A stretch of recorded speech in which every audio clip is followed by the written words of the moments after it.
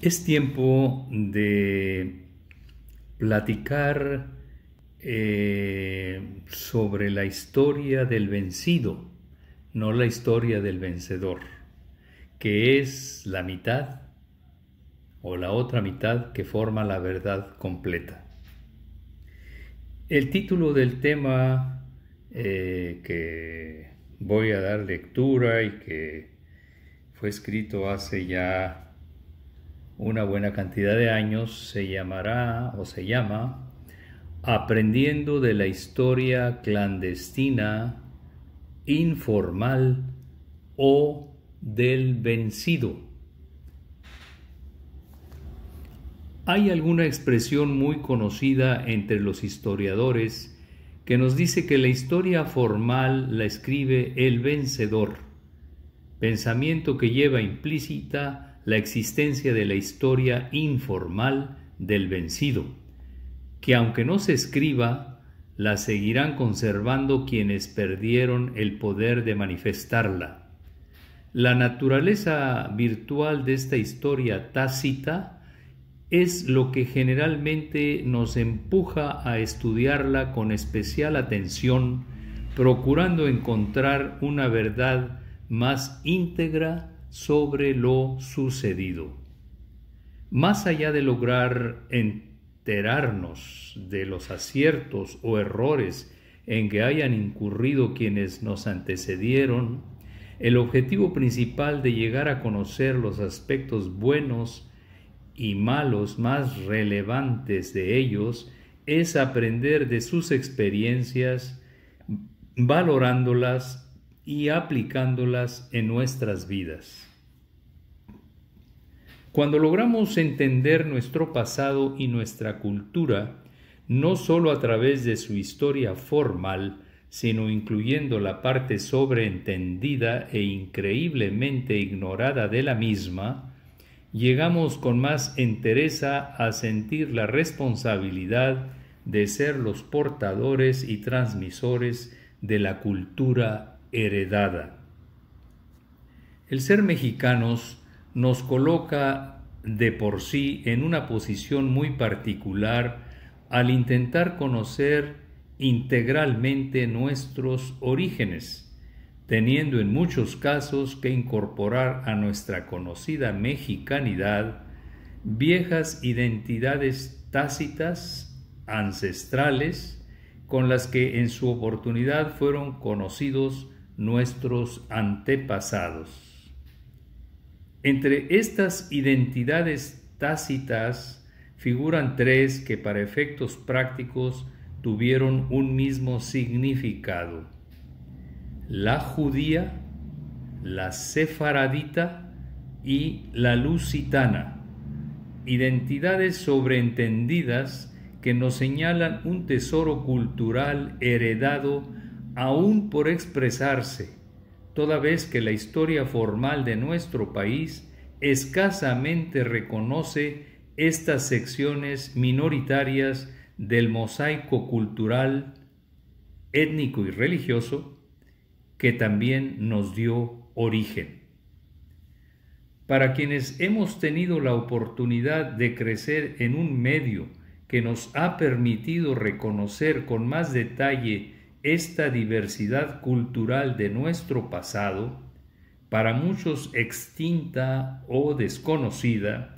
nos resulta difícil entender la indiferencia y a veces hasta el rechazo con que habitualmente se aborda el tema de nuestras raíces al tratar de ir más allá de nuestro mestizaje indígena, elemento tradicionalmente clásico y fundamental de mexicanidad, e incluir como no menos cierta a la diversidad étnica y cultural de quienes vinieron a conquistarnos. Estos casi 5 siglos transcurridos desde la llegada de los primeros conquistadores ibéricos, y aquí abro paréntesis, como esto fue escrito hace algunos años, bueno, ya estamos rebasando los 5 siglos a la fecha. Repito entonces, estos casi 5 siglos transcurridos desde la llegada de los primeros conquistadores ibéricos representan una pequeña parte dentro del tiempo total en que se gestaron las culturas que heredamos de ellos, la mayoría de los mexicanos, y esta simple comparación cronológica justifica y obliga a entender nuestra cultura no sólo a partir de la historia nacional, sino también a partir de las diferentes culturas ancestrales que nos dieron origen y que han permanecido en nuestra historia virtual, como es el caso de la cultura del milenario pueblo judío que recibimos a través del pueblo sefaradí llegado con la conquista. La historia conocida sobre la conquista y la colonización de México nos habla en forma somera sobre hombres y mujeres de origen judío que participaron activamente en ella desde las primeras incursiones españolas en suelo mexicano. Y al estudiar el origen, desenvolvimiento y formación de estas familias hasta llegar a su actual generación, logramos descubrir una maravillosa página de nuestra historia nacional que nos induce por su virtualidad a seguir estudiándola, interpretándola y transmitiéndola a las futuras generaciones. Por ello nos resulta no solo obligado, sino enriquecedor retroceder en el tiempo y lograr obtener información sobre la vida de algunos de estos ancestros o de esos ancestros sefaradíes dentro de las juderías ibéricas a las que ellos pertenecieron, obteniendo en ocasiones datos vagos y otras veces datos de más crédito que nos llevan a identificar desde individuos llenos de religiosidad hasta otros con grandes dilemas por su conversión al cristianismo o algunos más en franca y activa rebeldía hacia quienes intentaban desintegrarlos como comunidad religiosa, étnica y culturalmente diferenciada. La mayoría de estos ancestros judíos supieron conservar la conciencia de su origen y lograron transmitirnos un sinnúmero de formas y recursos con los que debemos y podemos enfrentar la adversidad sin perder ni olvidar nuestras raíces. Ni los siglos marcados por persecuciones inquisitoriales, ni las grandes convulsiones sociales que les tocó vivir como minoría acorralada en la España absolutista y en el México colonial, pudieron hacer desaparecer en ellos la conciencia sobre sus orígenes, independientemente del tipo de sociedad, religión o nacionalidad a la que las circunstancias los obligó a acogerse o entre quienes fueron desarrollándose. Cada época y sus respectivas generaciones, cada familia y las personas que la integraban fueron conformando toda una epopeya anónima y excluida de la historia oficial del país, pero ampliamente conocida por algunos sectores de la población que tuvieron la fortuna de recibir información familiar al respecto.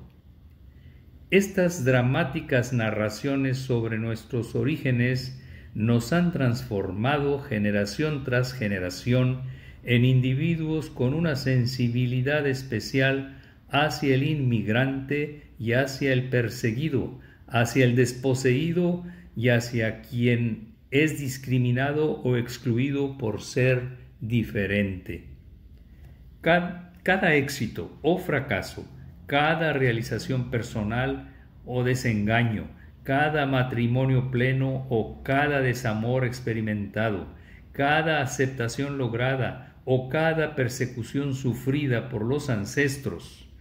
en la medida en que las conocemos y entendemos, no importa que recurramos a la historia oral y virtual para lograrlo,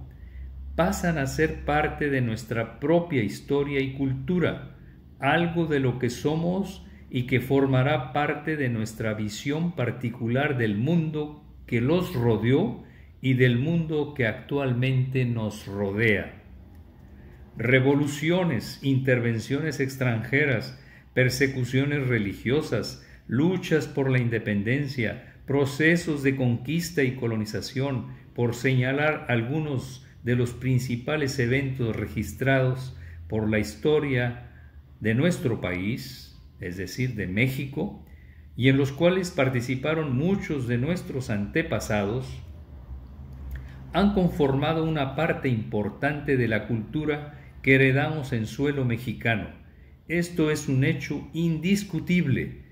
pero ello no debe impedir que nos abramos a los otros eventos que subsisten en nuestra historia oral y virtual, ancestral, y que durante algunas épocas y en aras de la homogeneidad nacional han sido deliberadamente excluidos y olvidados por quienes escribieron